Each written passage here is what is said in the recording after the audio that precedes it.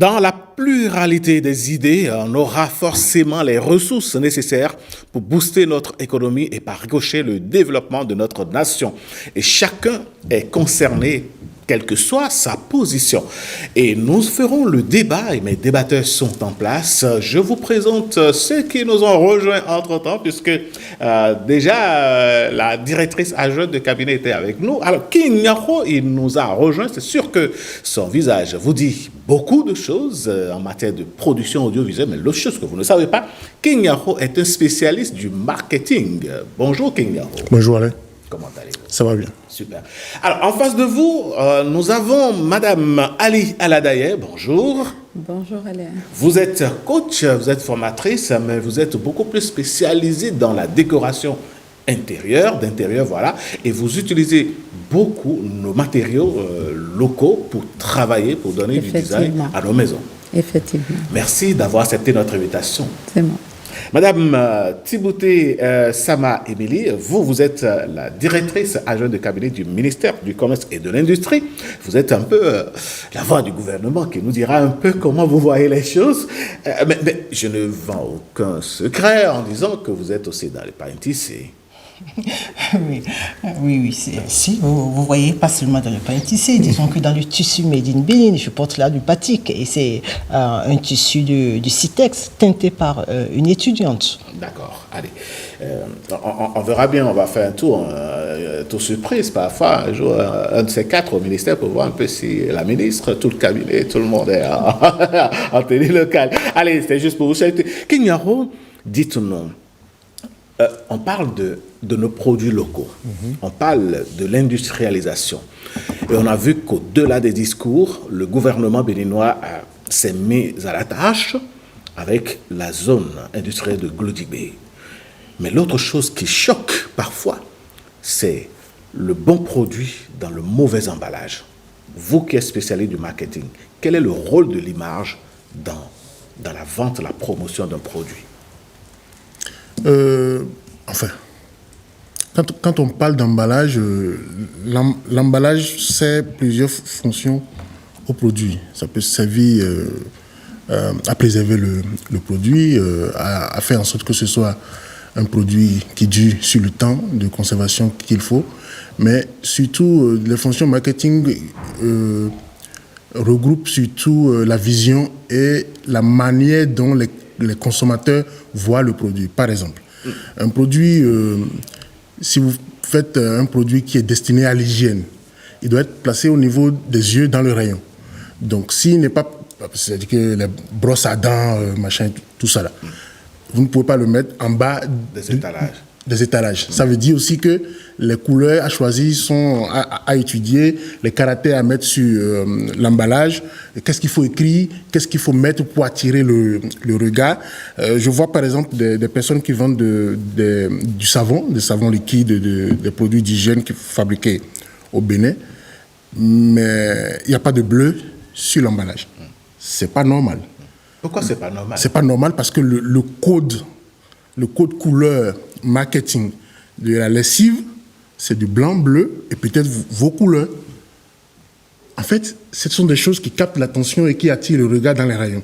J'ai suivi hier dans le journal une dame qui faisait, dans le cadre de ce mois de consommation local, qui faisait une activité sur les produits, qui disait que les produits locaux n'ont pas de la visibilité. Elle a raison, parce que les produits n'ont pas de la visibilité, certes. Mais quelque part aussi, c'est la manière dont les produits sont présentés. Parce qu'en fait, quand vous allez dans nos rayons, vous allez voir tout de suite une différence entre le packaging d'un produit local et le packaging des produits importés. Ouais. En même temps, moi je leur dis de ne pas lutter contre les grandes firmes qui envoient leurs produits ici. Parce que si vous devez lutter contre ces grandes firmes-là et faire du packaging au niveau international, en même temps, c'est pas bien pour nos produits, mais il faut trouver une certaine façon de présenter le produit qui soit à la fois original, authentique, tout en étant professionnel. Je ne peux pas citer de marque, mais il y a une marque de cosmétiques aussi qui fait du savon, qui fait de grandes affiches dans la ville, mais qui emballe ses produits de si belle manière, de façon naturelle, avec des trucs de sac de jute, c'est bien emballé. Avec des ficelles. Avec des ficelles, c'est tellement bien fait. que quand on voit ça, on ne sait pas que c'est local, mais c'est local. Ouais. Donc, on peut innover dans l'emballage tout en étant professionnel et authentique du Bénin. On n'a pas besoin de copier les grandes marques non plus. Donc, moi, ce que je dis, c'est quoi? C'est connaître la psychologie du consommateur, savoir comment les produits doivent être étiquetés, respecter un minimum de normes internationales, surtout si vous souhaitez exporter le produit, parce qu'on va en venir. Hein. On ne peut pas industrialiser un pays avec 10 millions d'habitants. Impossible. Ce n'est pas un marché. Oui, parce que si on prend 10 millions d'habitants, vous enlevez les enfants, les vieillards, les personnes qui n'ont pas la force économique d'acheter vos produits, les personnes qui n'aiment pas votre produit, il ne reste pas grand-chose. Alors, on va revenir à vous tout à l'heure. Ali Aladaye, nous parlons de nos produits, des produits de chez nous. Nous parlons de ce que nous mettons à la disposition du consommateur béninois. À votre avis, quelle est la place des produits faits maison, les produits dont que nous côtoyons tous les jours? Quelle est la place du matériau, du terrain dans la conception du produit à mettre à la disposition du Béninois? Merci Alain pour cette question. C'est une très belle question. D'emblée, moi, je vais dire que le consommant local doit faire un pas vers le consommateur local. Je vais parler des deux niveaux de consommateurs locaux. Le premier niveau, c'est celui qui est à l'international. On le fait très bien parce que tous les produits du consommant local, les produits locaux sont travaillés, étudiés pour être vendus à l'extérieur, pour être exportés. C'est ce que nous constatons. Toute l'énergie est placée dans ce domaine-là. Moi, je veux parler de ceux qui sont là, ceux qui vivent au Bénin et qui ont bien envie de consommer local. Donc, c'est à partir de là que moi j'ai fait toute mon analyse et mes solutions ont été faites à partir du regard du consommant local qui vit au Bénin, qui travaille au Bénin et qui ne sort pas. Ainsi, quand je dis que le consommant local doit faire un pas vers le consommateur local, c'est qu'il y a quelques réajustements qu'on doit faire pour que le Béninois lambda se sente concerné par tout ce que nous sommes en train de faire ici. Et pour ce faire, déjà, il faut que le consommant local soit disponible et accessible. Il faut certaines réorganisations pour que le Béninois puisse le consommer. Moi, je suis venue avec 5 petites solutions.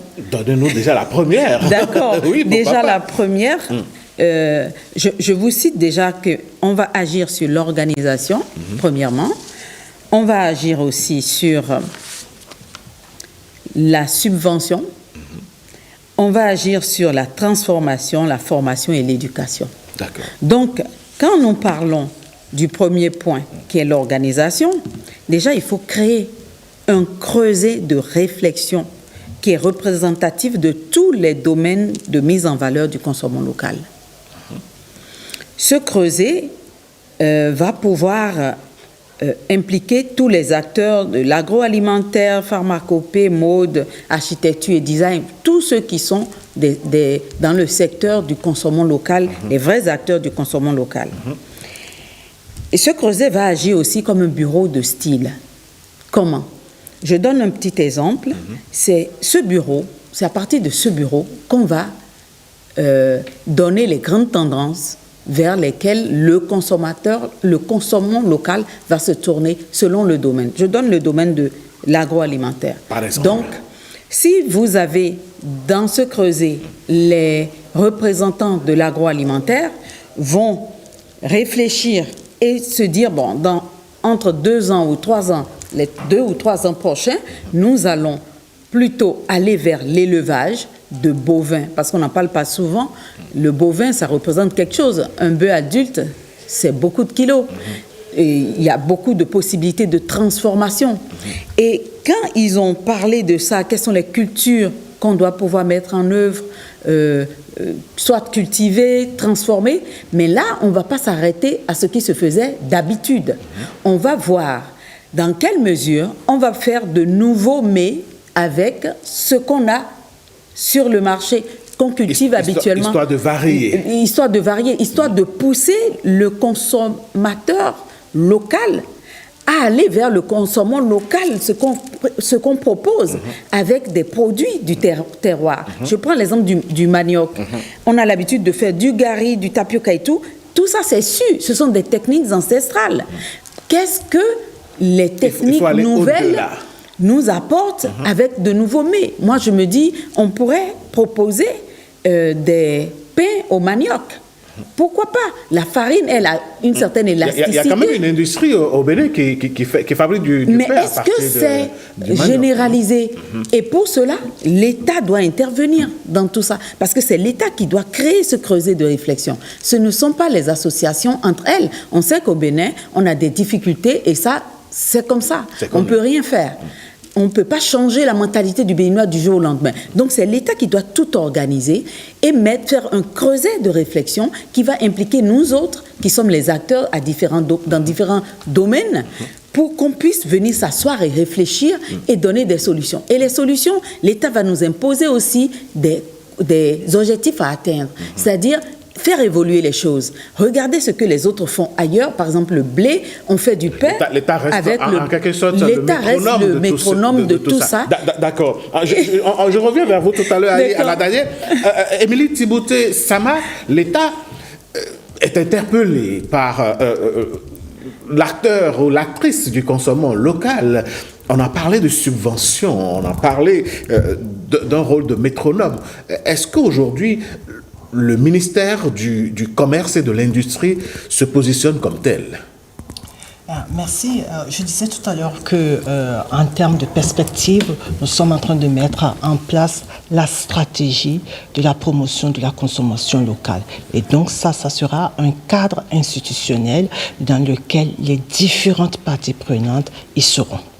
Parce que c'est important que les parties prenantes y soient pour diagnostiquer réellement les maux et ensuite qu'on puisse trouver ensemble des solutions efficaces pour avancer. Donc ça, c'est le rôle de l'État. L'État joue son rôle régalien.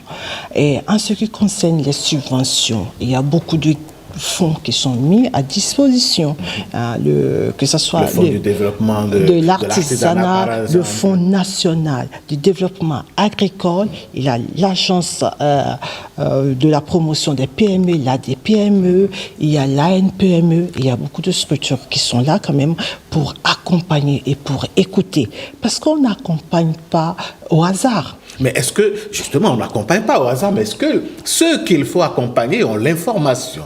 Est-ce que ceux qui sont prêts à accompagner livrent l'information, se font visibles pour que la population, des acteurs du secteur puissent savoir qu'il y a des agences, des structures à leur disposition? Oui, bien sûr. Quand vous prenez, par exemple, la Chambre de commerce et d'industrie du Bénin, c'est délocalisé. Quand vous prenez l'ANPME, c'est délocalisé. Non, les structures sont là dans les différentes localités. Et il y a l'information qui passe, même en langue.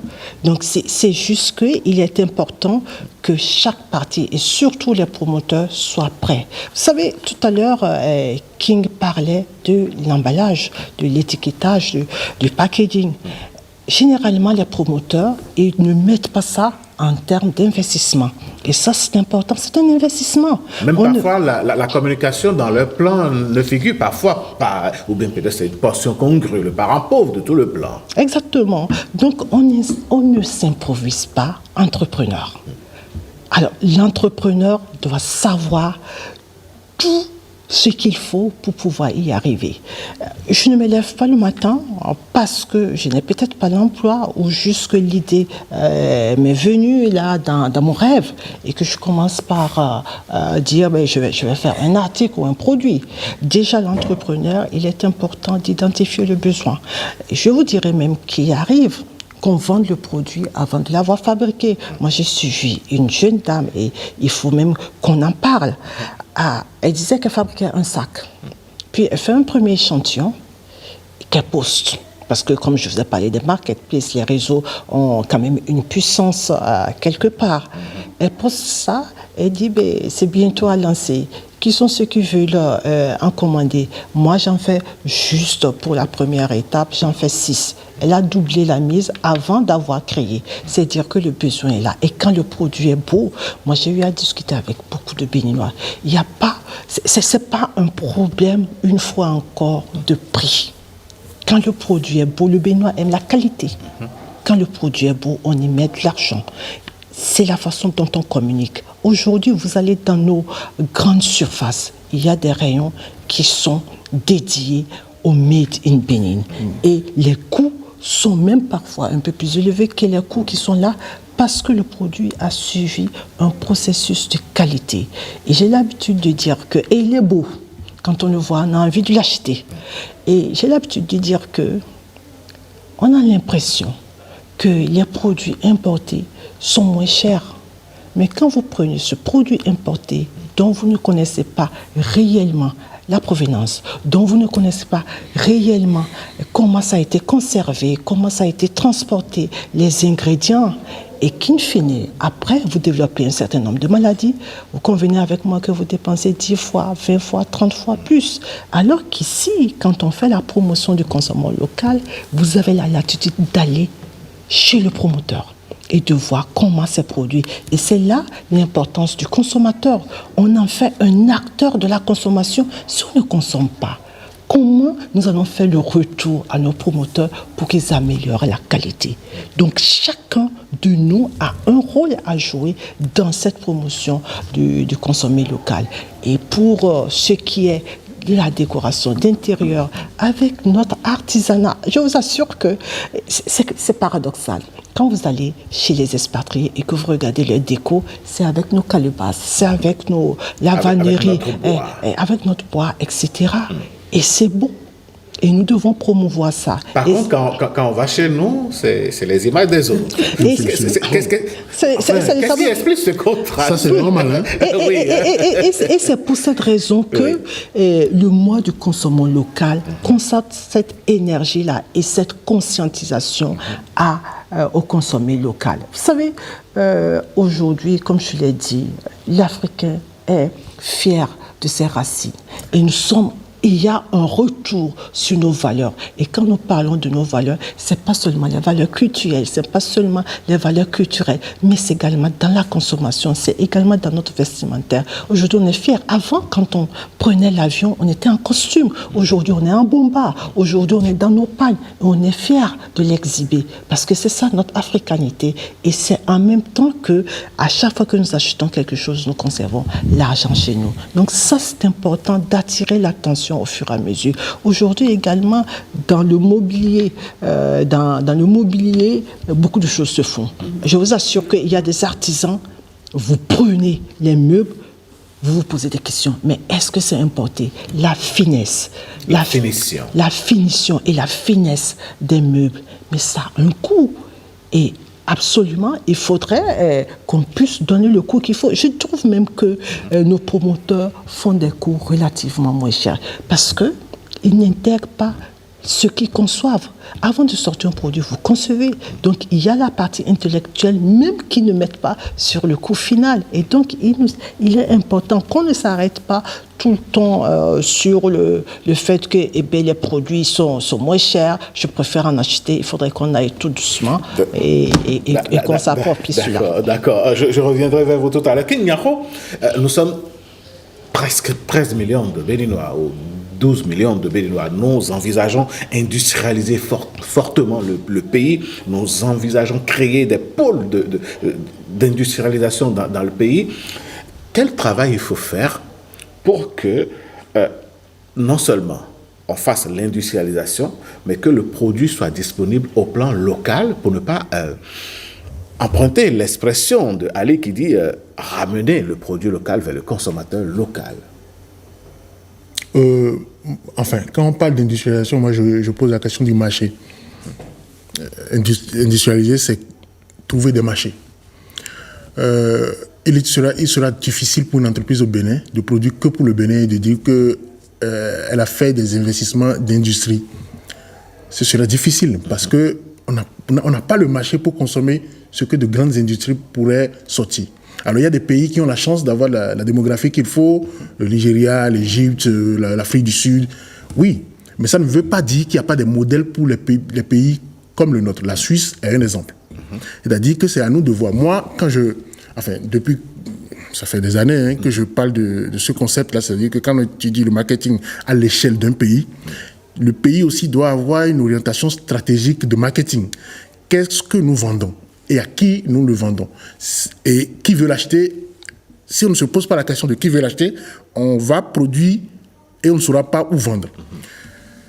La Chine, par exemple, je dis avant d'en venir à la Chine, la Suisse, par exemple, produit, quand on parle de Suisse, tout le monde dit horloge et chocolat.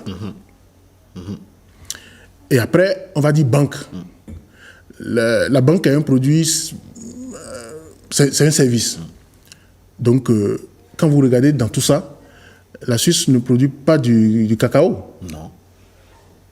Mais leader de chocolat. C'est une orientation stratégique. Et du coup, quand on parle de la Suisse, c'est cette image-là que l'on a. Tout à l'heure, Émilie parlait de la traçabilité, en fait. Les Français, parce qu'ils ont ouvert leur marché à cause des conventions de l'OMC, ne peuvent pas lutter contre les produits qui viennent. C'est pareil pour nous. À partir de ce moment, ils ont développé la traçabilité, c'est-à-dire que sur un produit, vous savez, le paysan dans les Bouches-du-Rhône qui l'a produit, vous savez qui a fait ceci. Donc, nous pouvons développer ça. Ce que vous étiez en train de dire tout à l'heure, c'est trouver le moyen d'impliquer le consommateur pour qu'il ait confiance au produit. Moi, j'ai acheté dernièrement, mon épouse était en train d'insister sur le fait qu'on devait acheter du riz local. Je suis un gros consommateur de riz. Et les médecins me découragent d'ailleurs. Mais moi, je consomme beaucoup de riz. Donc, elle disait, on doit acheter du riz local. On a trouvé le riz local, on l'a acheté. Moi, j'ai été déçu, évidemment. Mais pourquoi est-ce que j'ai été déçu? Au final, j'ai pris l'emballage du riz. Aucune indication n'est faite sur l'emballage, sur comment il faut préparer. Quelle proportion d'eau par rapport à quelle quantité de riz?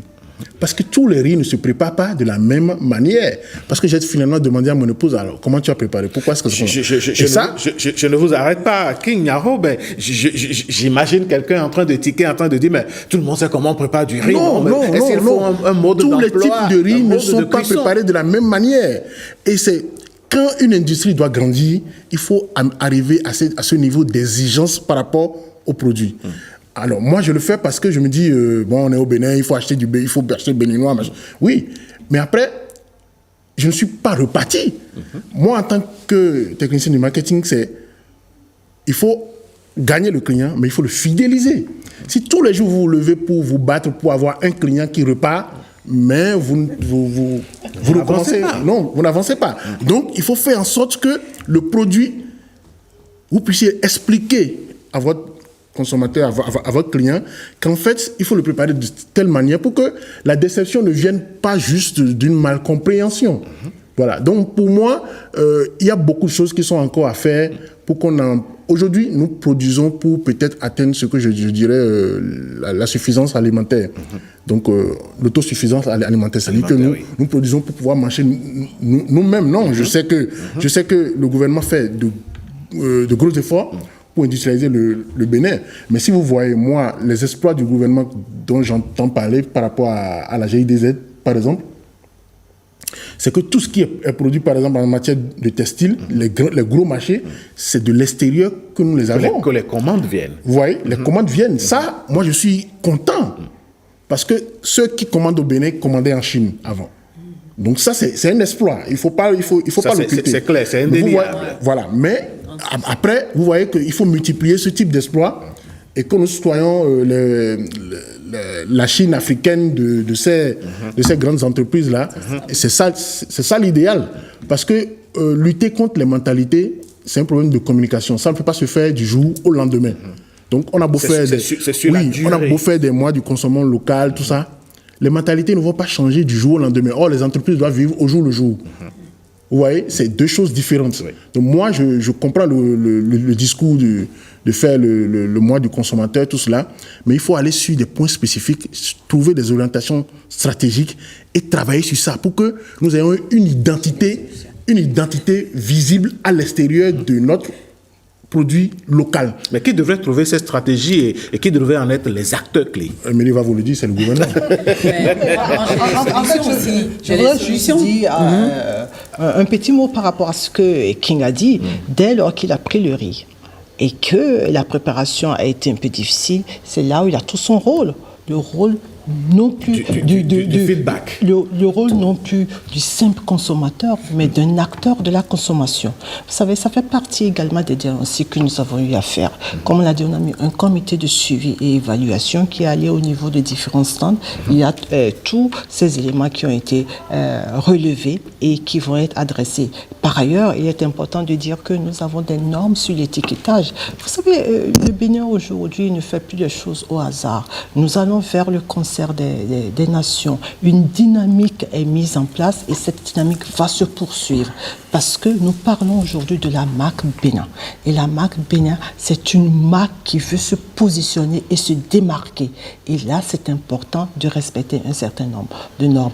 Donc, King, ce que je voudrais vous dire, ce riz, vous connaissez le nom du riz, vous allez et vous dites à la promotrice ou au promoteur, il manque ceci. C'est de ça que nous avons besoin. Mais ça pose un problème. Émilie, Tibouté Sama, ça pose un problème. Le problème de l'écoute du consommateur. Est-ce qu'au niveau du ministère, par exemple, avant de venir au niveau des associations de consumérisme et tout le reste, est-ce qu'il y a un mécanisme, des dispositifs au niveau du ministère du Commerce et de l'Industrie qui montre que le consommateur est écouté, pris en compte, le citoyen béninois dans ses difficultés d'accès au marché ou bien de retour d'expérience de consommation est pris en compte? Oui, bien sûr. Il y a des associations de consommateurs avec lesquelles nous travaillons. Tout à l'heure, nous serons avec M.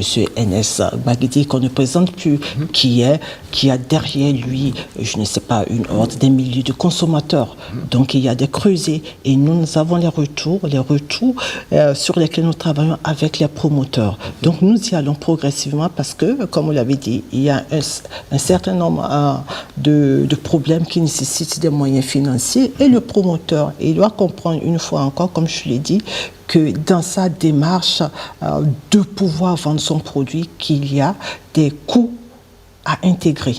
Vous savez, le promoteur, il n'est pas le spécialiste de l'emballage. Le promoteur, il n'est pas spécialiste de la communication, il n'est pas spécialiste du marketing, il n'est pas spécialiste de la qualité, il n'est pas etc. Mais ce qu'on remarque, c'est vrai, à cause des coûts, le promoteur, il est tout à la fois. Ce n'est pas possible. Et c'est pour ça que nous mettons cette dynamique-là, nous parlons de cette dynamique de se mettre ensemble.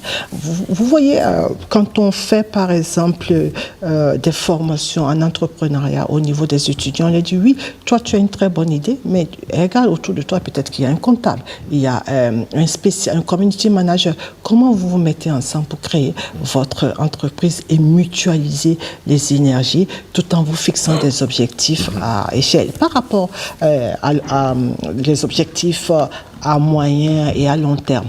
Par rapport à la dynamique de l'industrialisation, c'est vrai. Vous savez, le consommer local, c'est faire vraiment la promotion de nos produits locaux avec pour ambition de limiter les importations. Parce que si on ne limite pas les importations, on ne pourrait pas avoir une balance commerciale équilibrée. Ensuite, quand on produit, c'est également pour les marchés extérieurs. Ça nous fait entrer des devises. Donc, il faudrait qu'on puisse plus exporter qu'importer. Ça, c'est très important. Donc, l'exportation est importante et on travaille. Et aussi, il faut comprendre, à cause de la variabilité du niveau de vie, c'est pour ça qu'on parle de gamme de produits. Mais les gammes de produits n'excluent pas la qualité des produits. Donc, il y a des produits pour ceux qui ont un coût de vie élevé et pour ceux qui ont un coût de vie moins élevé. Il suffit d'aller, vous voyez les écrans, quand vous achetez quelque chose, vous voyez les coûts en tenant compte quand même du niveau de vie, de vos possibilités. Ça, c'est important de tenir compte de ça. Et voilà. Alors, Ali, vous nous proposez des solutions. Moi, j'ai quelques solutions en tant que... étant en contact avec du monde, parce que je vais travailler dans l'intérieur des Béninois, le deuxième volet, j'ai parlé du premier déjà, qui était l'organisation. On va parler de la subvention. Je fais toujours appel à l'État, parce que c'est lui qui va pouvoir organiser tout ça. Donc, l'État pourrait subventionner les matières premières en créant des sites départementaux afin de mettre à la disposition des artisans locaux les matières premières comme le bois, les pierres, les terres, par exemple l'argile. On a besoin d'argile. Moi, je travaille beaucoup avec les associations de poterie. Ils ont beaucoup de problèmes pour trouver la bonne qualité d'argile. Donc, l'État pourrait créer des carrières, par exemple, où on va pouvoir trouver de l'argile, la bonne qualité, et les mettre à la disposition. Il y a les semences pour sauvegarder et faire la promotion des espèces.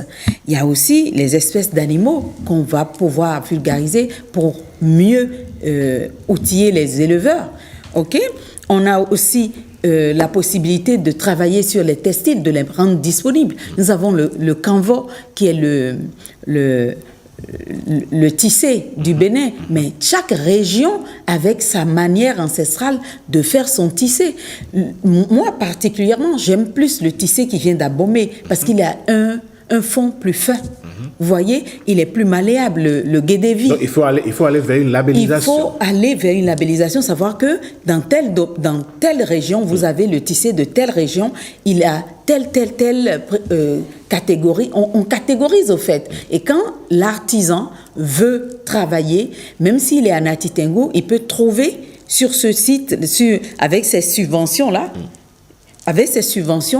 ce site-là va pouvoir mettre à sa disposition, par exemple, des branches de coco, des coquillages qu'il ne pourrait pas trouver facilement là-bas. Ainsi, ça va pouvoir permettre de diminuer le coût parce que ça va être accessible tout de suite dans sa région, bien que la matière première là soit disponible dans une autre région. Donc, ces sites départementaux vont avoir toutes ces matières premières à disposition. Je passe à la troisième solution, la transformation.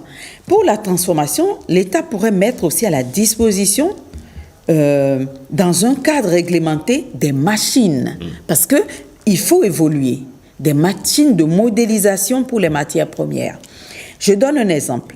Il y a des fours que les bijoutiers, il y en a beaucoup aujourd'hui qui créent de très jolis bijoux africains, mais ils n'ont pas forcément les fours. Il faut qu'ils aillent chercher l'argent pour faire tout ça. Ça leur revient cher. Ça les empêche de pouvoir être à un prix compétitif afin de vendre. Parce que si vous avez un design africain, l'Africain est plus sensible à ça qu'un Européen ou quelqu'un d'une autre région du monde.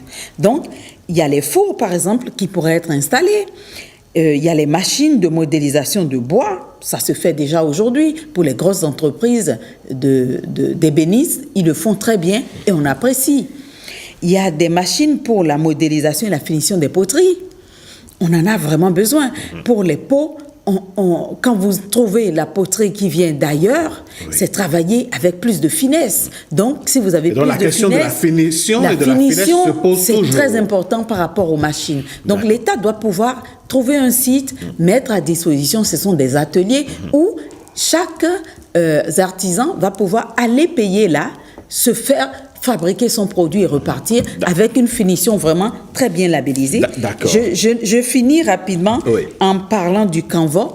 Il va falloir créer des ateliers de tissage aussi avec des catégorisations des zones.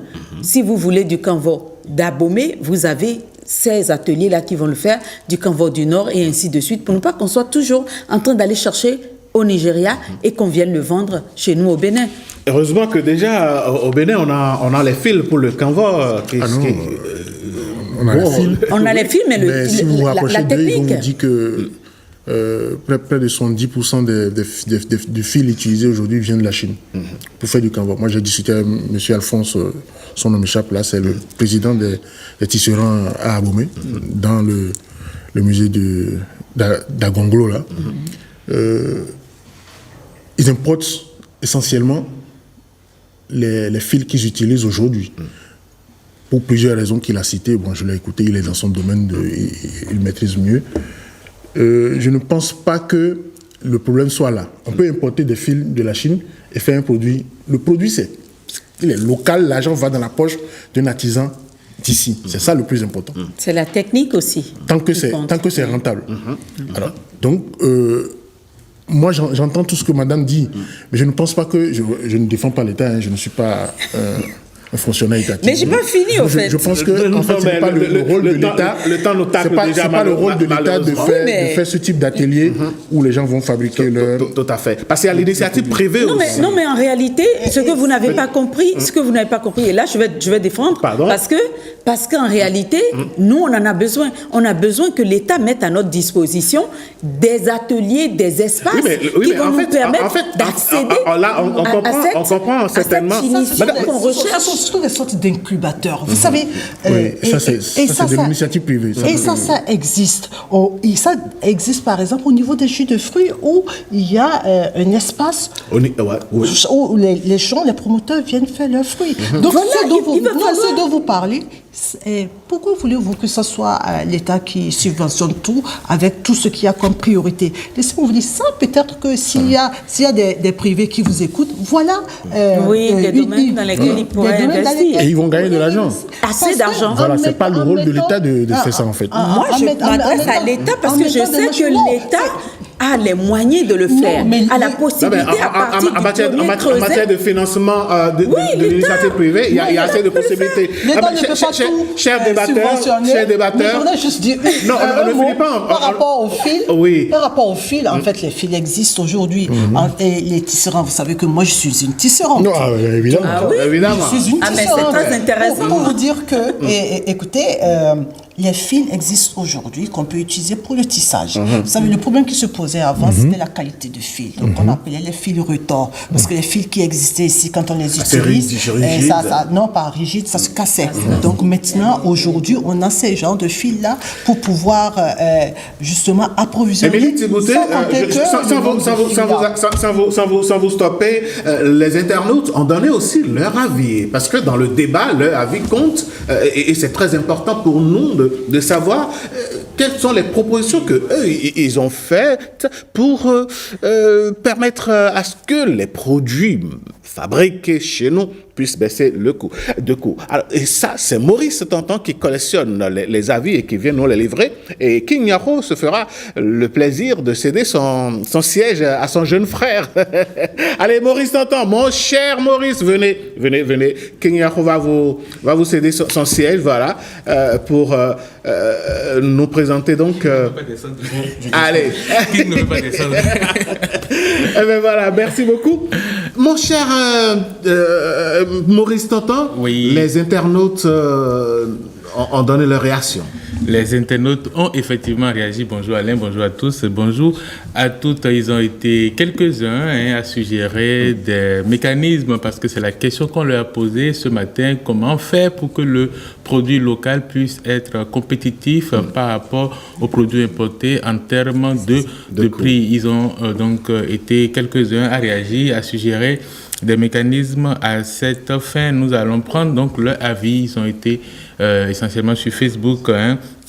Agossou Jean Pio nous écrit que je pense bien que le sujet est vraiment délicat et mérite d'être examiné par des experts en la matière. Cependant, pour mon point de vue, je pense qu'il faut d'une part faire l'éloge de nos produits locaux, donc donner de la valeur à nos produits, élever le coût donc des produits importés, puis ensuite renvoyer tout le monde à l'agriculture, l'élevage et la pêche, histoire d'en avoir assez en termes de matières premières et pour mettre fin donc à l'importation. Wilfried Fagbohon nous dit réduire le prix des produits locaux passe par une bonne politique agricole et commerciale. Déjà au niveau des politiques agricoles, l'État doit subventionner des intrants et mettre à la disposition des agriculteurs de bonnes pépinières pour les produits de première nécessité. Après, il faut créer des structures comme l'ONASA afin de maîtriser les spéculations sur le marché. Amida Kodo nous dit nous devons certainement interdire la sortie des produits locaux du territoire national. Edouard Nouko dit on ne vend pas ce qu'on n'a pas. L'État doit avoir les produits à sa disposition afin de pouvoir réguler les prix des produits locaux. Sur ce, il va falloir forcément créer quelque chose comme l'ONASA. Géraud Dagbalo dit la meilleure solution n'est pas de réduire le prix des produits locaux, mais plutôt de taxer davantage les produits importés afin que leur prix soit osé plus que celui des locaux. Encourager les jeunes entrepreneurs par des subventions et le financement également fait partie des solutions. Jean-Baptiste Assemou nous dit la subvention des intrants agricoles et l'acquisition de machines agricoles sont les efforts que le gouvernement fournit déjà. Ce que j'aurais suggéré, c'est plutôt une sensibilisation des agriculteurs sur des comportements d'exportation clandestine. Sinon, notre production annuelle nous suffit plus ou moins et la subvention est faite. Il faut donc la sensibilisation. Roland Bocor, on va terminer là-dessus si vous êtes d'accord. Roland Bocor nous dit il faut simplement demander à notre gouvernement de penser à la subvention des produits agricoles, encourager donc la sélection de semences à haut rendement adaptées à nos conditions de culture et augmenter les surfaces cultivées. On doit imposer aux agriculteurs un certain quota de culture vivrière par année, sujet, cet internaute. Voilà donc, mon cher Alain, chez tous, les avis des internautes sur la question du jour de ce mercredi. Merci Maurice Tantan, les avis ont été vraiment riches et j'espère que les décideurs nous écoutent. Alors, on va faire un dernier tour de table juste en 30 secondes pour finir ce débat et permettre d'amorcer la descente de ce plateau. Allez, si vous devez faire une proposition, une seule pour l'État, pour que le monde du consommation local se porte bien. Moi, je vais dire plutôt que je vais parler de former les jeunes déjà pour finir mes propositions. Et aussi, par rapport à l'éducation, il faut changer les mentalités en parlant du consommation local aux jeunes enfants depuis le bas âge. Merci. Ça va changer notre manière d'approcher. Merci beaucoup. Émilie Thibouté-Sama, votre mot de la fin pour clôturer ce débat. Alors, déjà, merci pour l'invitation. Je finirai en disant que faire la promotion de nos produits locaux est une question de responsabilité et de lucidité. Nous voulons aller vers le développement. Nous devons consommer et produire. Nous devons produire et consommer ce que nous produisons. Ça, c'est important. Merci beaucoup. Merci à vous, chers amis. Maurice, merci également d'être passé sur ce plateau. On va donc prendre congé de nos débatteurs pour installer Marcel Afossé pour la revue de presse.